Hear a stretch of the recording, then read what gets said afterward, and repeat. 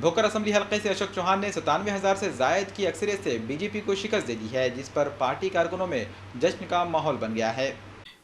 Parliamentary इंतखाबात की शिकस्त के बाद बीजेपी ने अशोक चौहान को असेंबली में भी शिकस्त देने की तमाम कोशिशें की, लेकिन कांग्रेस के दिग्गज लीडर अशोक चौहान ने अपने हरीफ को बड़ी शिकस्त से दो चार कर दिया। अशोक चौहान ने 1,39,000 से जायद वोट हासिल किए। इस तरह इन्होंने बीजेपी के बापू साहेब गोटेकर को 97,000 से जायद की लीड से शिकस्त दे दी। इस बड़ी कामयाबी पर पार्टी कारकुनों ने जश्न मनाया, आतिशबाजी और रंग उछाल कर नारेबाजी की। अशोक चौहान ने भी अपनी जीत पर अवाम का शुक्रिया अदा किया।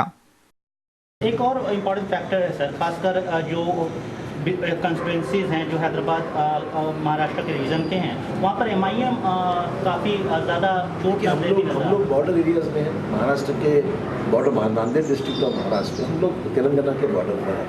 तो स्वाभाविक है, हैदराबाद एक ज़माने में हमारा पूरा एरिया ये हैदराबाद स्टेट के अंदर था, निज़ाम के अंदर था। तो स्वाभाविक है वहाँ का जो इन्फ्लुएंस है MIM का, तो नांदेड़ में थोड़ा रुझान शुरू में था। तो कॉरपोरेशन में उन्होंने शुरुआत की, हमने पर्पस सफाया कर दिया।